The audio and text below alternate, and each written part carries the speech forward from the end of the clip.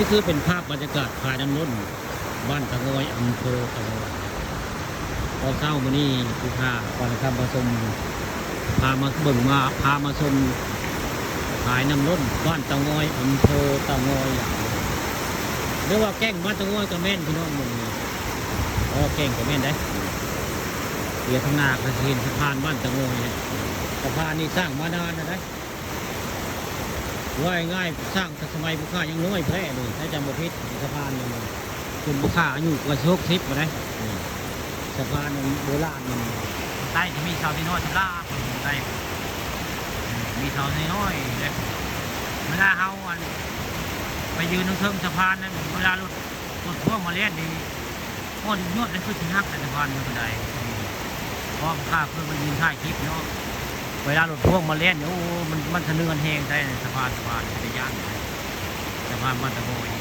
พอผู้ข้าเพื่อไปยืน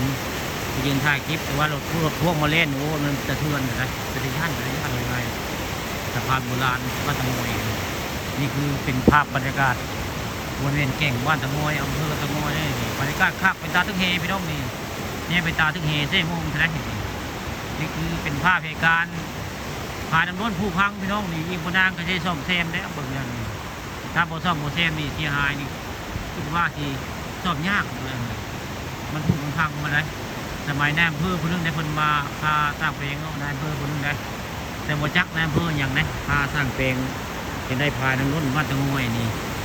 คือเป็นภาพบรรยากาศของเท่าจะเป็นกระสอบตาบ่เราต้องเป็นเลยต้องทำสาจะเป็นกลางคืนนะก็คือของภาพบรรยากาศพาน้ำล้นบ้านตะงอยอำเภอตะงอยอย่างนี้ภาพป่าตะคำผสมมานี่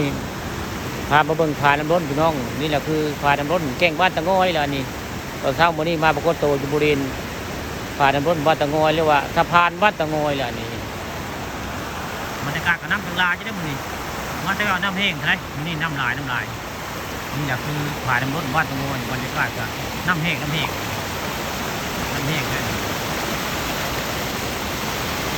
เบียร์ทางใต้ก็เนี่ยเป็นตาตึ้งเฮใช่มองพี่น้องบรรยากาศคักตึ้งเฮก็ได้นี่จะคือตึ้งเฮก็ได้